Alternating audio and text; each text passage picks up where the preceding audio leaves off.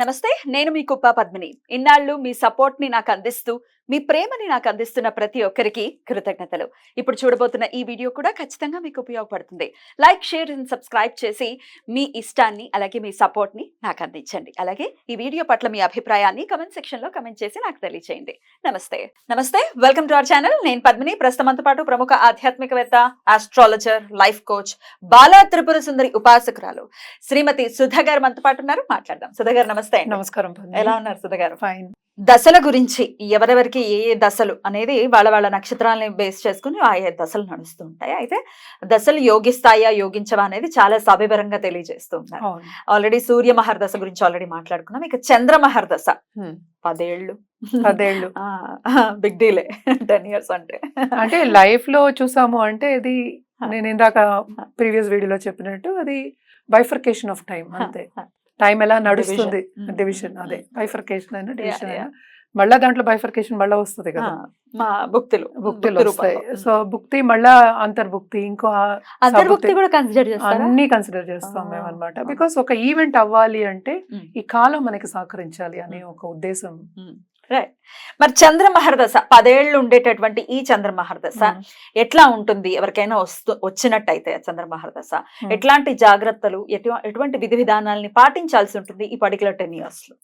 తప్పక అది చాలా బాగుంటుంది. బేసిక్ గా చంద్రమహాదశ అంటేనే మనం చంద్రుడు అంటేనే మనం అంటూ ఉంటాం కదా, చల్లని చూపు అంటే చాలా సౌమ్యంగా ఉంటారు. అది ఫస్ట్. అదే మార్స్ దశ వచ్చిందంటే అగ్రెసివ్ గా ఉంటారు. సో మనం ఎప్పుడైనా గ్రిప్ ఆఫ్ ప్లానెటరీ ఎనర్జీస్ లో ఉంటాం అనమాట. అది టైం పట్టి, అదే భుక్తి పట్టి, వాళ్ళ టైం పట్టి ఎలా నడుస్తుందో దాన్ని బట్టి. ఇది మనసుకు కూడా కారకుడు, అలాగే తల్లిని కూడా చెప్పుకుంటూ ఉంటాం.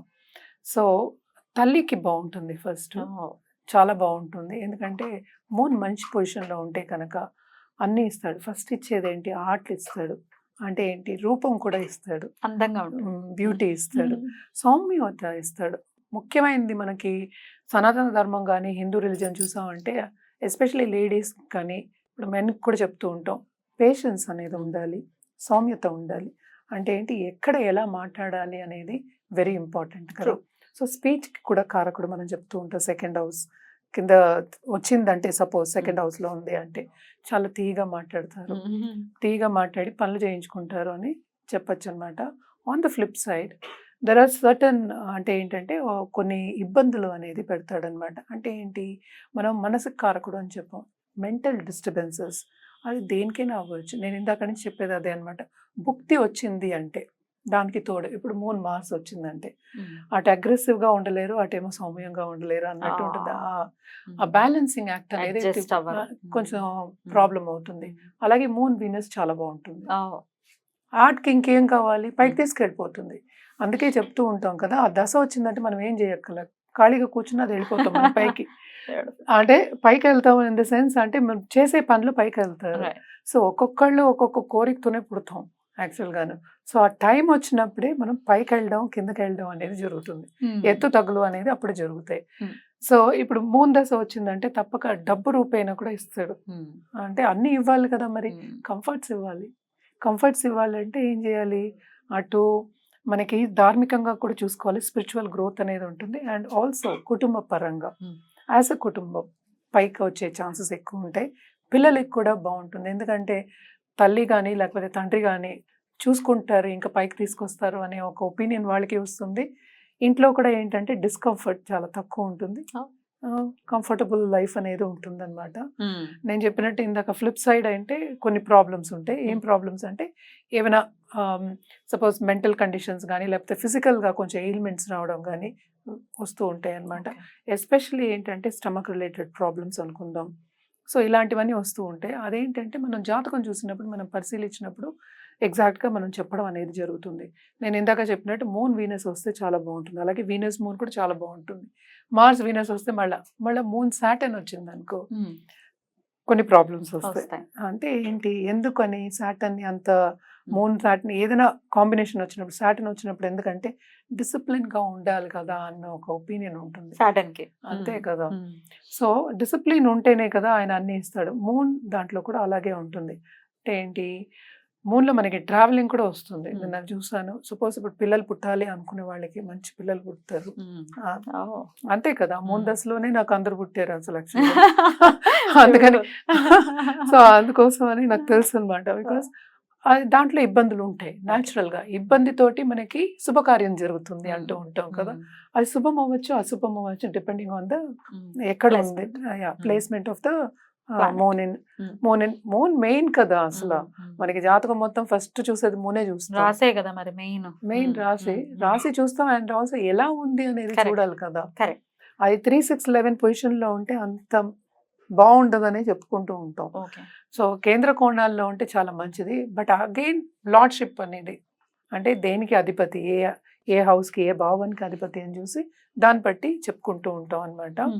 సో అలాగే మనం చూసామంటే మూన్ జూపిటర్ వస్తే గజకేసరి యోగం అంటాము. మామూలుగా అది మరి వస్తుందా అండి? ఇప్పుడు లేదు మనకి గజకేసరి జాతకంలో. అలా లేదు, ఉంది, ఉంటుందా? ఉంటుంది. ఓ. తప్పకుండా అయితే చంద్రమహర్దశ వచ్చి ఒకవేళ జూపిటర్ గురువు వచ్చారు అని అంటే ఎంతో కొంత దాని కొంతవరకు ఉంటుంది. అదే. కానీ మళ్ళీ పొజిషన్ ఆఫ్ దట్ ఇప్పుడు Yeah. జాతకంలో గజకేశ్వరి యోగం అంటే జనరలీ జాతకంలో position of Jupiter and moon అన్నమాట. With respect to each other and also with respect to లగ్నం. Mm. లగ్నాధిపతి నుంచి ఎక్కడున్నాడు, లేకపోతే లగ్నం నుంచి ఎక్కడున్నాడు, Mm. ఎలా హౌ ఈస్ బిహేవింగ్ Mm. అనేది. Mm. I always say house లో ఉన్నారు అనేది డైలాగ్స్. ఇప్పుడు మనం ఒక మూవీ ఉంది కదా, ఒక మూవీలో డైలాగ్స్ లేకుండా సైలెంట్ గా ఎలా చూస్తాం మనం? చూడలేం కదా, ఏమీ అర్థం కాదు. Mm. So how they are expecting each other Mm. And from where it is position, దాన్ని బట్టి మనకి డైలాగ్ అనేది వస్తుంది. డైలాగ్ అంటే ఏంటి, ఎలాగ వాళ్ళు మాట్లాడుకుంటున్నారు, ఎలా వాళ్ళు బిహేవ్ చేస్తున్నారు. సో ఈ డైలాగ్స్ ని మనం డీకోడ్ చేసినప్పుడే మనం కరెక్ట్ గా ఒక ఈవెంట్ అవుతుందా లేదా అని చెప్పగలం అన్నమాట.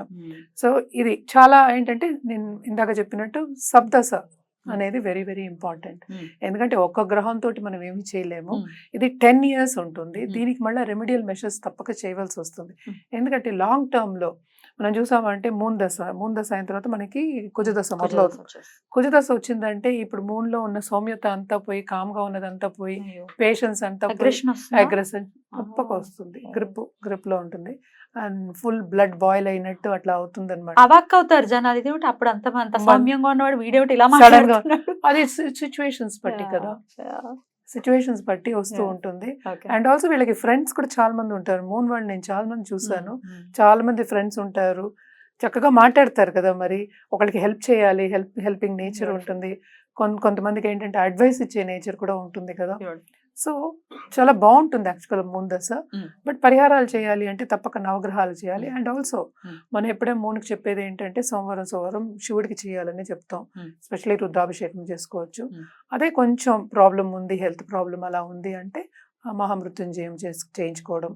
అండ్ ఆల్సో పర్ల్ పెట్టుకోమని చెప్తాం అనమాట. అది ఎలా పెట్టుకోవాలి, కొంతమంది ఏంటంటే రింగ్ ఫింగర్ అంటారు, కొంతమంది 4 finger అంటారు. ఒక్కొక్కళ్ళు చెప్తూ ఉంటారు. So it all depends. మళ్ళీ జాతకం బట్టి మనం మళ్ళీ పరిశీలించుకున్న తర్వాత ఇవన్నీ కరెక్ట్ గా చెప్పడం అనేది జరుగుతుంది అనమాట. Right.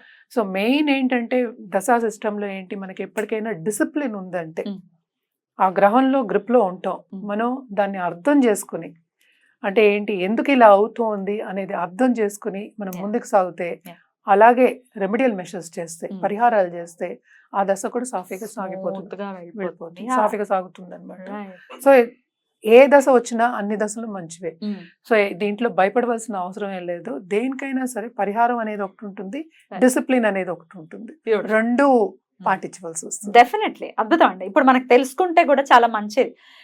ఇప్పుడు ఈ దశ రాబోతోంది, ఇప్పుడు 10 ఏళ్ళు ఇలా ఉండబోతున్నాం, మనం ఈ రెమెడియల్ మెజర్స్ కనుక మనం పాటిస్తే డెఫినెట్ గా ఒక పీస్ఫుల్ లైఫ్ లీడ్ చేసిన వాళ్ళం అవుతాం. అవును, తెలుసుకోకుండా ఏమిటో చేసుకుంటుంటే ఇబ్బంది పడే పరిస్థితి అసలు ఉండకూడదు. అర్థం కాదు కదా, Yeah. ఎందుకు అవుతోంది అనేది అర్థం అనేది కాదు. అర్థం కాదు. ఇప్పుడు ఎందుకు అవుతోంది అని అర్థమైతే ఎంతసేపు Mm. తీసుకురావడం, మన Yeah. రెమెడీస్ చేసుకోవడం ఎంతసేపు, Right. ఆ దారిలో నడవడం ఎంత తగ్గుతుంది మందులు వేసుకుంటే, తొందరగా అవుతుంది కదా. రెమెడీస్ చేస్తే ఇది కూడా అంతే. అంతే కదా, రెమెడియల్ మెషర్స్ అది ఒకవేళ ఇంకా ఎక్స్ట్రీమ్ గా ఉంది ఇబ్బంది అని అంటే గొడ్డలతో పోయేది గోరుతో పోతుంది. అంతే అంతేగా. అంతే పర్సంటేజ్ తగ్గుతుంది. బ్యూటిఫుల్ అండి, చాలా బ్యూటిఫుల్ గా ఎక్స్ప్లెయిన్ చేశారు. డెఫినెట్ గా ఇది మంచి అవేర్నెస్ ని తీసుకొస్తుంది ఈ పర్టికులర్ సిరీస్ మాత్రం. చాలా బ్యూటిఫుల్ గా ఎక్స్ప్లెయిన్ చేశారు. కృతజ్ఞతలు. ఇక నెక్స్ట్ ఎపిసోడ్ లో కుజ మహర్దశ గురించి మాట్లాడుకుందాం. తప్పకుండా. నమస్కారం అండి. నమస్కారం.